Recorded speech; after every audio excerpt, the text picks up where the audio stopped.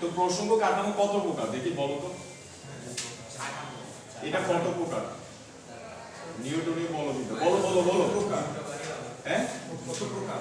দুই প্রকার। এটা কত প্রকার হয়? দুই প্রকার। ঠিক আছে, একটাকে আমরা বলে থাকি হচ্ছে আইআরএফ, একটাকে কি বলি? আইআরএফ বলি, এবং আরেকটাকে কি বলি? এনআইআরএফ বলি। একটাকে বলি হচ্ছে আইআরএফ, আরেকটাকে কি বলি আমরা? এই যে বই খাটতে বলি, বই তো লাগবে না, বই বন্ধ করো, কথা বলবো না। দেখো আইআরএফ আরেকটা হচ্ছে কি? এনআইআরএফ। আইআরএফ এর পূর্ণরূপ হচ্ছে ইনারশিয়া। আইআরএফ এর পূর্ণরূপ কি? Inertia reference frame. Inertia reference frame, ঠিক আছে। আর এটার পূর্ণরূপ হচ্ছে নন ইনারশিয়া। এটার পূর্ণরূপ কি? নন ইনারশিয়া রেফারেন্স ফ্রেম, ঠিক আছে। তোমরা কথা বলিও না ভাই, এগুলো ভালো লাগে না, কথা বলিও। দেখো আইআরএফ এর পূর্ণরূপ কি বলছি? Inertia reference frame. আর নন এনআইআরএফ এর পূর্ণরূপ নন ইনারশিয়া রেফারেন্স ফ্রেম। এটার বাংলা কি? এটার বাংলা হচ্ছে জড় প্রসঙ্গ কাঠামো। এটার বাংলা হচ্ছে জড় প্রসঙ্গ কাঠামো। দেখো বোরিং পড়ালেখা না, প্রথম বোরিং মনে হতে পারে। এটার বাংলা কি? এটার বাংলা হচ্ছে অজড় প্রসঙ্গ কাঠামো। এটার বাংলা কি?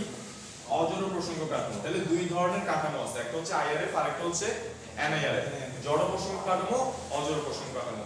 এটার পরিচয় কি? এটার পরিচয় হচ্ছে যেখানে হচ্ছে যে, আচ্ছা আমি কি তোমাদেরকে পড়াইছি এগুলো? না কেন জানি মনে হচ্ছে পড়াইছি। যেখানে দেখো এই চ্যাপ্টার ধরে নি, যেখানে ধরো কিছু হাসছে কেন? এই চ্যাপ্টার স্যার পড়ানি নেই না, এই টপিকসে আরো চ্যাপ্টারও আছে, ওই জন্য বলছি।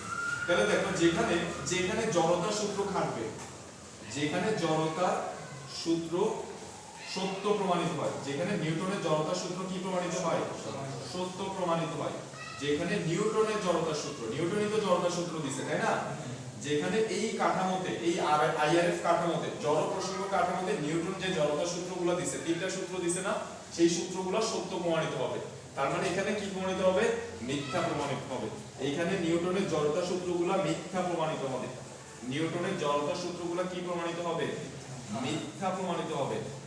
এটা নিউটন বলে গেছে, নিউটনের উপর দোষ দিলাম না, নিউটন বলে গেছে, নিজেই বলে গেছে। আমরা এবার एग्जांपल দিয়ে দেখব, উদাহরণ দিয়ে সবকিছু দেখব। তাহলে আমরা প্রথমে জানছি যে প্রসঙ্গ কাঠামো কয় প্রকার? দুই প্রকার। একটা হচ্ছে আইআরএফ জড় প্রসঙ্গ কাঠামো, আরেকটা হচ্ছে এনআইআরএফ অজড় প্রসঙ্গ কাঠামো। আইআরএফ এ নিউটনের জড়তার সূত্রগুলো সত্য প্রমাণিত হয়, এনআইআরএফ এ নিউটনের জড়তার সূত্রগুলো মিথ্যা প্রমাণিত হয়। যে কথাটা নিউটন বলেও গেছে, ঠিক আছে, ওর উপর দোষ দিলাম না। তো এবার এই জড়তা কিভাবে সত্য প্রমাণিত হয়, কিভাবে মিথ্যা প্রমাণিত, সবকিছু বিস্তারিত বলতেছি, এখনই বলতেছি। এবার দেখো এখানে এই কাঠামোর আরেকটা বৈশিষ্ট্য হচ্ছে এই কাঠামোটা স্থির থাকবে। এই কাঠামোটা কি থাকে? স্থির থাকে বা সমবেগে গতিশীল থাকে। সমবেগে গতিশীল থাকে, অর্থাৎ যে কাঠামোর মেইনলি কি হয় না? ত্বরণ হয় না, ত্বরণ হয় না, ত্বরণ হয় না বা মন্দন হয় না। বুঝছে কিনা? যে কাঠামোটা স্থির বা যে কাঠামোটা সমবেগে গতিশীল, সমবেগে গতিশীল, সমবেগে, কোনো ত্বরণ হচ্ছে না, মন্দন হচ্ছে না, ওইটাকে আমরা কি বলবো? জড় প্রসঙ্গ কাঠামো। ওই কাঠামোতে থেকে নিউটনের সূত্রগুলো সত্য প্রমাণিত হবে। অর্থাৎ একটা গাড়িতে যাচ্ছি, এই গাড়িটা সমবেগে যাচ্ছে, এটা হচ্ছে এখন আইআরএফ জড় প্রসঙ্গ কাঠামো। এখানে থেকে যদি তুমি এবার নিউটনের সূত্র অ্যাপ্লাই করো, সত্য প্রমাণিত হবে। বুঝছি? আচ্ছা, তার মানে এই কাঠামোটা কি হবে? ত্বরণ হবে বা মন্দন হবে। এই কাঠামোটা কি হবে? ত্বরণ হবে বা মন্দন হবে। তাহলে কোনো গাড়ি যদি ত্বরণে যায় বা কোনো গাড়ি যদি মন্দনে যায়, ওখানে নিউটনের সূত্র খাটবে না। কেমনে খাটবে না? একটু কোনো উদাহরণ দিয়ে দেখাচ্ছি, বুঝছি কিনা? কোনো গাড়ি যদি ত্বরণে যায়, মানে ভেলোসিটি বাড়াচ্ছে, ভেলোসিটি কমাচ্ছে, ত্বরণে যাচ্ছে বা মন্দনে যাচ্ছে, ওইখানে থেকে নিউটনের সূত্র খাটবে না। এটা নিউটন বলে গেছে যে আমার সূত্রগুলো ততক্ষণ সত্য প্রমাণিত হবে যতক্ষণ কাঠামোটা স্থির থাকবে বা সমবেগে গতিশীল থাকবে। ব্যাপারটা বুঝা গেছে? এবার আমরা এগুলো চিত্র দিয়ে দেখবো। এই যে বাংলা কথা যা বলছি, এগুলো এবার কি দিয়ে দেখবো? চিত্র দিয়ে। তবে চিত্র দিয়ে দেখার আগে একটু এনশিওর হয়নি তোমরা সবগুলো মাথায় ঢুকাইছো কিনা। কাঠামো কত প্রকার? দুই প্রকার। আইআরএফ জড় প্রসঙ্গ কাঠামো, যেখানে নিউটনের সূত্রগুলো সত্য প্রমাণিত হবে, যেটা আরেকটা বৈশিষ্ট্য হচ্ছে স্থির থাকবে বা সমবেগে গতিশীল থাকবে। আরেকটা কাঠামো অজড় প্রসঙ্গ কাঠামো, এখানে নিউটনের সূত্রগুলো মিথ্যা প্রমাণিত হবে, মিথ্যা প্রমাণিত হবে। এটার বৈশিষ্ট্য কি? এটা ত্বরণ হবে বা মন্দন হবে। বাস, এবার আমরা উদাহরণ দেখি। দেখো নিউটন কি স্যার এই ত্বরণ সম্পর্কে ধারণা ছিল? ত্বরণ মন্দন সম্পর্কে অবশ্যই ছিল না ত্বরণ মন্দন এগুলো। গতি যখন শব্দটা আসছে তখনই ত্বরণ শব্দটা বিজ্ঞানীদের মাথায় আসছে। যখনই গতি শব্দটা মাথায় আসছে তখনই এই ত্বরণ মন্দন সম্পর্কে। আর আগেরকার বিজ্ঞানীরা ভাই, ওরা অনেক বেশি ট্যালেন্ট ছিল। আগেরকার বিজ্ঞানীরা অনেক বেশি ট্যালেন্ট ছিল, আগেরকার মানুষরা, আগেরকার ওকে ওকে, এবার দেখো আমরা एग्जांपल দিয়ে দেখব। এই যে আমি বলছি এবার আমরা एग्जांपल দেখব। দেখো আমাদের ফার্স্ট एग्जांपल একটু খেয়াল করো। এই যে ভাই তোমরা এত কথাবার্তা বলো ভাই, দেখো আমাদের ফার্স্ট एग्जांपल আমরা হচ্ছে একটা চিত্র দিয়ে দেখব। তো আমি একটা গাড়ির চিত্র আঁকতেছি, দেখো একটা গাড়ি, এই যে একটা গাড়ি, ঠিক আছে, এই হচ্ছে একটা গাড়ি, ট্রাক, ঠিক আছে, এইটা একটা ট্রাক, এটা একটা ট্রাক, ঠিক আছে। তো এই ট্রাকের এই জায়গায় হচ্ছে রাজু দাঁড়ায় আছে, হেলান দিয়ে দাঁড়ায় আছে, ঠিক আছে। আর এখানে হচ্ছে একটা ফুটবল আছে, ঠিক আছে। এই ফুটবলটা রাজু থেকে কতটুকু দূরে আছে? 3 মিটার। আর এই গাড়িটা এখন স্থির অবস্থায় আছে, ঠিক আছে। তাহলে রাজু এখন নিউটনের সূত্রটা, প্রথম সূত্রটা পড়তেছে। কি পড়তেছে?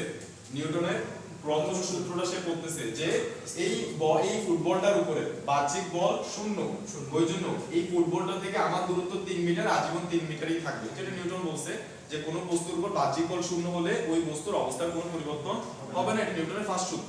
তাহলে আমরা দেখতেছি যে নিউটনের ফার্স্ট সূত্র এখানে সত্য প্রমাণিত হচ্ছে যে ফুটবলের উপর বাহ্যিক বল কত? 0, কেউ বল দিচ্ছে না। দ্যাটস ওয়াই এই রাজুর সাথে এই ফুটবলের মধ্যকার দূরত্ব 3 মিটার আছে, আজীবন কত থাকবে? 3 মিটার থাকবে। এটা কি চেঞ্জ হবে কোনোদিনও? হবে না, ঠিক আছে কিনা? তাহলে নিউটনের সূত্র খাটছে। তার মানে এটা কি? এটা হচ্ছে আমাদের আইআরএফ বা জড় প্রসঙ্গ কাঠামো। এই গাড়িটা কি এখন আমাদের জড় প্রসঙ্গ কাঠামো, বুঝছি কিনা? এরপর গাড়িটা চলা শুরু করছে, গাড়িটা চলা শুরু করছে ভি সমবেগে, ভি সমবেগে চলতেছে, সমবেগে যাচ্ছে, স্পিড বাড়াচ্ছে না, ঠিক আছে। তাহলে এই রাজুর সাথে ফুটবলের দূরত্ব কি এখন চেঞ্জ হবে? হবে না। 3 মিটার 3 মিটারই থাকবে। হবে চেঞ্জ? হবে না। তাহলে সমবেগে যখন আসে তখনও নিউটনের সূত্র খাটতেছে। এটাকে আমরা কি বলতেছি? আইআরএফ বলতেছি। এবার যখন বি সমবেগে চলতে চলতে চলতে চলতে রাস্তায় হচ্ছে ভাগ্য চলে আসছে, ঠিক আছে। রাস্তায় ভাগ্য চলে আসছে, বসেছিল এখন বাধ্য হয়ে এই ওকে গাড়ির ড্রাইভারকে কি করতে হয়েছে? গাড়িটাকে ব্রেক করতে হয়েছে, কারণ তো ওরে মারি দিবে, ঠিক আছে। গাড়িটাকে ব্রেক করতে হয়েছে। তাহলে গাড়িকে ব্রেক করা মানে কি করা? মন্দন করা। গাড়িকে ব্রেক করা মানে মন্দন করা, মানে ও ভেলোসিটি কমাই দিছে, ভেলোসিটি কমাই দিছে। তার মানে কি করছে? এই ভাগ্য মাইন্ড করিও না বলে মন্দন, ঠিক আছে, মন্দন করছে, ঠিক আছে। মন্দন করছে, ভেলোসিটি কমাই দিছে মানে কি? মন্দন করছে। সাথে সাথে কি হয়েছে দেখো, এই ফুটবলটা রাজু পায়ে এসে পড়ছে। তাহলে এখন তোমাদের কাছে আমার প্রশ্ন, এই ফুটবলকে কি বাইরে থেকে কেউ ধাক্কা দিছে? তাহলে এই ফুটবলের সাথে রাজুর ডিসটেন্স তো 3 মিটার ছিল, এখন তো 3 মিটার থাকার কথা। বাহ্যিক বল তো 0। নিউটন বলছে বাহ্যিক বল 0 হলে, খেয়াল করো, বাহ্যিক বল 0 হলে, বাহ্যিক বল 0 হলে বস্তুর অবস্থা কি হবে না? চেঞ্জ হবে না। তো এই ফুটবলকে তো কেউ বাইরে থেকে ধাক্কা দেয় না, দিছি আমি ধাক্কা। তাহলে এই ফুটবলের সাথে এই রাজুর মধ্যমের ডিসটেন্স 3 মিটার ছিল, 3 মিটারই থাকার কথা।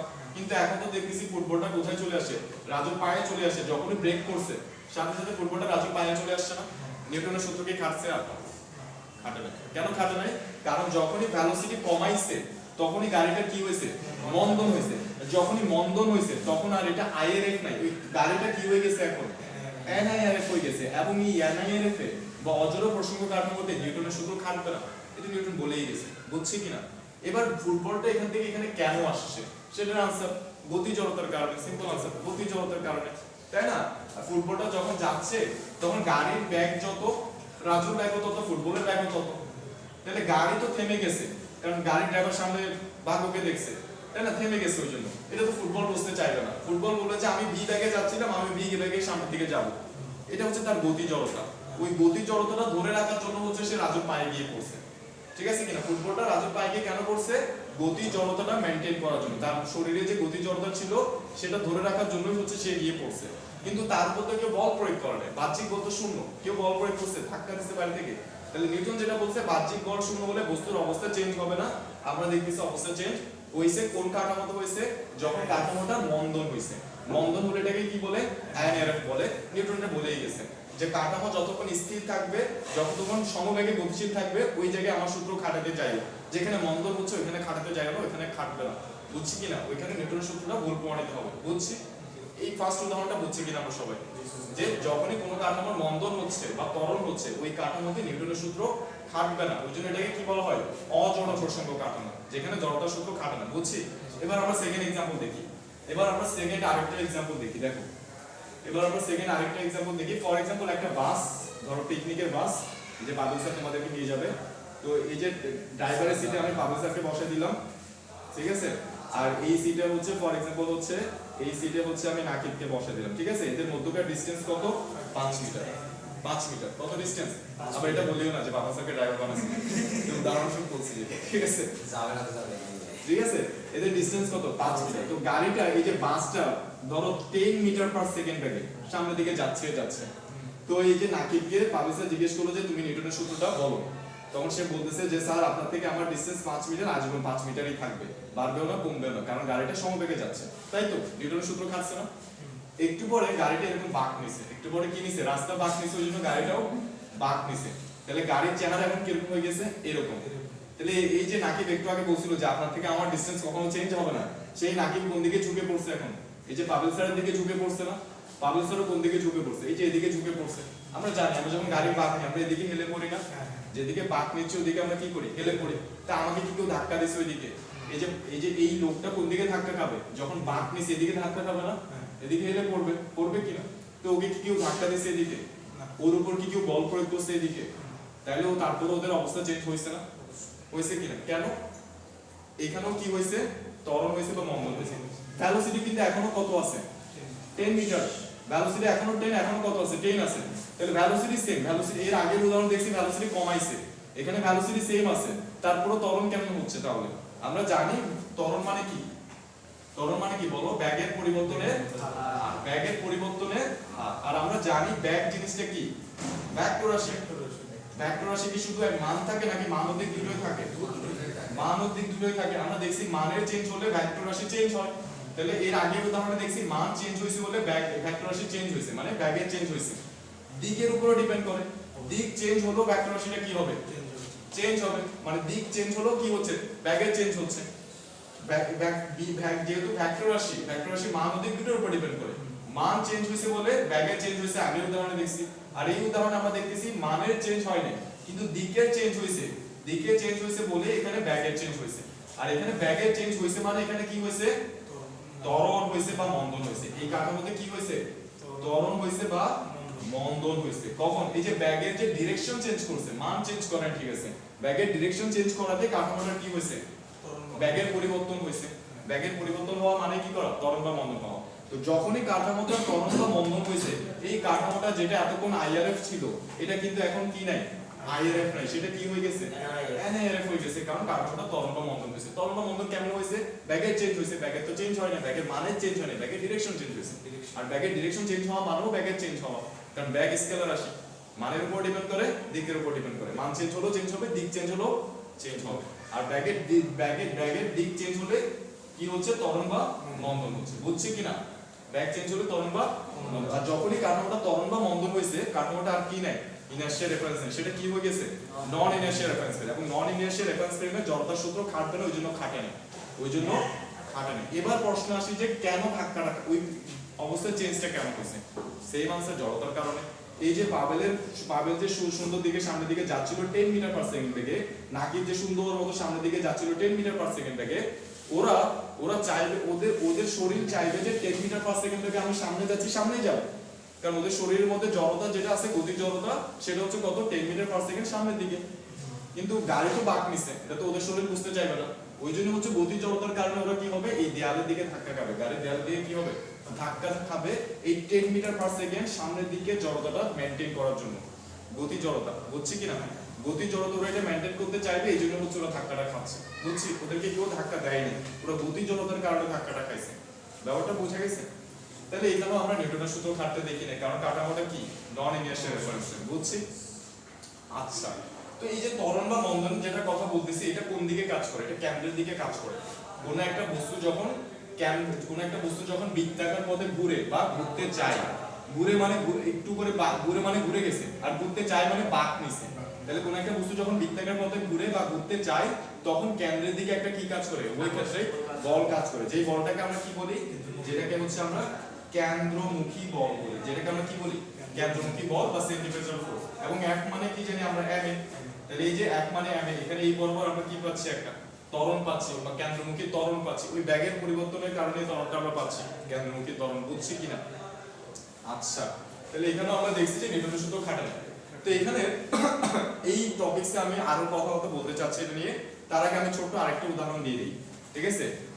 তো দেখো, এই জায়গায় হচ্ছে সাপোজ ধরো এখানে একটা গাছ আছে, এই গাছের এখানে ধরো হচ্ছে মাহিন বসে আছে সুন্দর মতো, ঠিক আছে। আর এই জায়গায় হচ্ছে দুইজন প্রতিযোগিতা করতেছে, ফর এক্সাম্পল হচ্ছে ইস্কাত আর হচ্ছে কারে নামাবো প্রতিযোগিতা, রাজুরে নামাই দিচ্ছে, ঠিক আছে। দুইজন হচ্ছে দৌড় প্রতিযোগিতা করতেছে। দুইজন হচ্ছে দৌড় প্রতিযোগিতা করতেছে আর আর মাহিম হচ্ছে এটা জাজ করতেছে, ঠিক আছে? কে হচ্ছে আগে পার হইতে পারে, কে হচ্ছে আগে যাইতে পারে। নরমালি কে যাবে? ডেফিনেটলি হচ্ছে ইশকাতে যাবে, তাই না? ও না স্যার পারবে স্যার রাজু পারবে তখন 99% ইশকাতে পাস করে। আচ্ছা দেখো, আচ্ছা দেখো যেটা বলতেছি, তাহলে দেখো ও দৌড়াচ্ছে হচ্ছে, ফর এক্সাম্পল ওর উপর ওর রাজুর ভর, এটা হচ্ছে রাজুর যে ভর, সেই ভরটা হচ্ছে সাপোজ 80 কেজি, ঠিক আছে? আর ইশকাতের ভর হচ্ছে 20 কেজি, ঠিক আছে? 20 কেজি ভর এক্সাম্পল কত কেজি? 20 কেজি, ঠিক আছে? তাহলে দেখো আমরা যখন দৌড়াই আমাদের পেটে কিন্তু একটা বল প্রযুক্ত হয়, যার কারণে হচ্ছে আমরা দৌড়াতে দৌড়াতে কি হয়ে যায়, হয়রান হয়ে যায়। আমাদের পেটে কন্টিনিউয়াসলি একটা কি প্রযুক্ত হয়, বল প্রযুক্ত হয়। ওই বলের মান কত? F = হচ্ছে ma, ঠিক আছে? তুমি কত ত্বরণে দৌড়াচ্ছ সেটার সাথে তোমার ভরটা যোগ করে দিলে পিঠে কত বল প্রযুক্ত হচ্ছে সেটা বের হয়ে যাবে, বুঝছি কিনা? তাহলে এই যে রাজু যে দৌড়াচ্ছে ওর পিঠে কত বল প্রযুক্ত হচ্ছে, এখন আমরা সূত্র দেখো, এটা আমি প্রশ্ন আমি করতেছি মাহিমকে বলতেছি, ধরো হচ্ছে এই যে রাজু দৌড়াচ্ছে কত ত্বরণে সেটা বলে দিই। 3m/2 ত্বরণে দৌড়াচ্ছে, এবং এই যে ইশকাত সেও কত দৌড়াচ্ছে, 3m/2 ত্বরণে দৌড়াচ্ছে। দুইজনের ত্বরণ সেম রাখছি, দুইজনে একই ত্বরণে দৌড়াচ্ছে। এবার আমি মাহিমকে জিজ্ঞেস করলাম আমাকে রাজুর পিঠে কত বল প্রযুক্ত হচ্ছে আমাকে বলো। ও আমাকে বললো স্যার F = হচ্ছে ma, F = ma, রাজুর m হচ্ছে কত 80 আর a হচ্ছে কত 3, তার মানে आंसर কত আসছে 3 আর 24 240 নিউটন, ঠিক আছে? ও সঠিক आंसर দিছে। তারপর ওকে বললাম যে এই যে ইশকাতের উপরে কত বল প্রযুক্ত হচ্ছে আমাকে বলো। সে আমাকে হিসাব করে দিল F = ma, সেটা হচ্ছে কত 20 ইনটু হচ্ছে কত 3, তার মানে কত 60 নিউটন বল প্রযুক্ত হচ্ছে, ঠিক আছে? এবার আমি রাজুকে দৌড়াতে অবস্থায় আমি ওর সাথে দৌড়ালাম, দৌড়াতে বলতেছি রাজু দৌড়াতে বলো যে হচ্ছে ইশকাতের উপর কত, ইশকাতের পিঠে কত বল প্রযুক্ত হচ্ছে, ইশকাতের পিঠে কত বল প্রযুক্ত হচ্ছে। রাজু আমাকে आंसर দিবে যে স্যার 0 নিউটন বল প্রযুক্ত হচ্ছে, মানে ইশকাতের পেছনে কোনো বলই প্রযুক্ত হচ্ছে না। কেন? কারণ রাজু কিন্তু একই সূত্র খাটাচ্ছে। রাজু বলতেছে স্যার F = হচ্ছে ma, তো ইশকাতের m কত 20, ইশকাতের ত্বরণ কত 0, কারণ রাজুর সাপেক্ষে ইশকাতের ত্বরণ কত 0, ও 3 তে দৌড়াচ্ছে, তাহলে ওর সাপেক্ষে ও কততে, রাজু কত দেখতেছে ইশকাতের ত্বরণ 0 দেখতেছে, তাহলে ও হিসাব করবে ma মানে কত 0 নিউটন। অথচ ওর পিঠে অনেক বল প্রযুক্ত হচ্ছে, কিন্তু রাজু কত বলতেছে ওর উপরে প্রযুক্ত বল কত 0 নিউটন, কারণ ওর সাপেক্ষে ওর কত, ওর সাপেক্ষে ওর ত্বরণ একই, বুঝছি কিনা? তাহলে রাজু আমাকে ভুল आंसर দিছে না? অবশ্যই ভুল आंसर দিছে। ওর পিঠে তো অনেক বল প্রযুক্ত হচ্ছে, কত 60 নিউটন বল প্রযুক্ত হচ্ছে, এই যে ইশকাতের পিঠে 60 নিউটন বল প্রযুক্ত হচ্ছে। তাহলে দেখো কারেক্ট आंसरটা কে দিছে, যে স্থির আছে, এই যে F = ma, এটা কার সূত্র, নিউটনের জড়তার সূত্র। এটা নিউটনের জড়তার সূত্র কিনা? তাহলে নিউটনের জড়তার সূত্র থেকে সঠিক आंसरটা কে দিছে, যে স্থির অবস্থায় আছে। আর যে ত্বরণে দৌড়াচ্ছে সে নিউটনের সূত্র খাটায় আমাকে যে 0 নিউটন आंसरটা দিছে সেটা ভুল आंसर দিছে। নিউটন বলেই গেছে যে আমার সূত্র ত্বরণে যখন থাকবা, ত্বরণের কাটার মধ্যে থাকলে আমার সূত্র এখানে খাটাইতে যাইও না, খাটাতে গেলে কি आंसर আসবে, ভুল आंसर আসবে। সেম ভাবে আমি যদি ইশকাতকেও জিজ্ঞেস করি রাজুর পিঠে কত বল প্রযুক্ত হচ্ছে, সেও বলবে যে F = ma, 0 নিউটন বল প্রযুক্ত হচ্ছে, কিন্তু ওর উপর তো আসলে কত বল 240 নিউটন বল প্রযুক্ত হচ্ছে।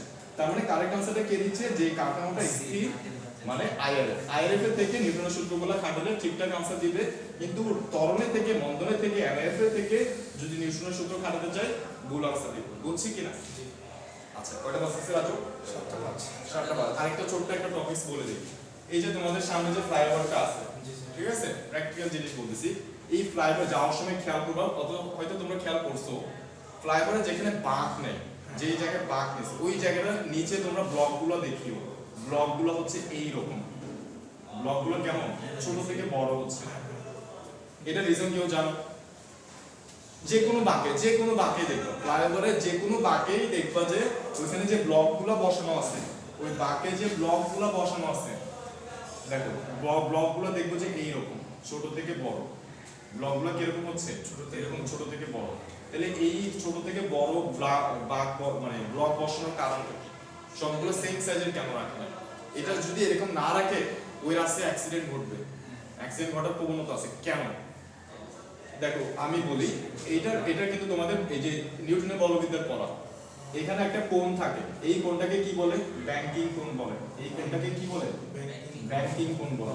তো এটা হচ্ছে আমাদের লাস্ট টপিক, একটু মনোযোগ দিয়ে খেয়াল করো। তাহলে আমরা যে কোনো ফ্লাইওভারের নিচে যখন তাকাবো, মানে যেই রাস্তায় বাঁক নিচ্ছে ওইখানে দেখবো যে আমরা যেই দিকে বাঁক নিচ্ছে ওই দিকটা উঁচু থাকে একটু করে, ওই দিকটা একটু উঁচু করে থাকে, ওই উঁচু করার জন্য ব্লকটা কিরকম দেয়, এরকম করে দেয়, যাতে রাস্তার ওই দিকটা উঁচু থাকে আর এই দিকটা কি থাকে, বাঁকা থাকে, বুঝছি? এবং এইটাকে কি বলা হচ্ছে, ব্যাংকিং কোণ বলা হচ্ছে। এটা শুধু ফ্লাইওভার না, এটা হচ্ছে তুমি বান্দরবন যাওয়ার রাস্তাগুলো বা হচ্ছে রাঙ্গামাটি যাওয়ার রাস্তাগুলো, যেই রাস্তাগুলো বাঁক ওইগুলোতে এই জিনিসটা দেখবে, বুঝছি কিনা? এই কোণটাকে কি বলে, ব্যাংকিং কোণ বলে। কেন দেওয়া বলে? এটা অ্যাক্সিডেন্ট কমানোর জন্য, রোধ করার জন্য। কেন? দেখো, এই যে আমি যখন বাঁক নিচ্ছিলাম, আমাকে গতি জড়তা ওদিকে ফালাই দিতে চাইছিল না, তাহলে আমাকে ওই দিকে যাতে আমি মানে পড়ে না যাই, গতি জড়তার কারণে তো আমি ডেফিনেটলি ওদিকে পড়ে যাব, তাই না? তা আমি যাতে অ্যাক্সিডেন্টটা না হয়, আমার যাতে অ্যাক্সিডেন্টটা না হয়, তোমরা খেয়াল করে দেখবে যে তোমরা মোটর বাইকের রেস দেখছো না, মোটর বাইকের রেসে ওরা দেখবে যে যখন এরকম বাঁক নেই, অনেক স্পিডে বাঁক নিয়ে চড়ে একদম হচ্ছে কি করে, এই মাটির সাথে একদম কাইট হয়ে যায়। ওরা কি ইচ্ছা করে স্টাইল করার জন্য হচ্ছে না, ওরা এই গতি জড়তা থেকে বাঁচার জন্য। এই যে ও যখন অনেক জোরে বাঁক নিচ্ছে, ওর গতি জড়তা কিন্তু এদিকে অনেক বেশি, ওকে ওদিকে ফালাই দিবে ছিটকায়।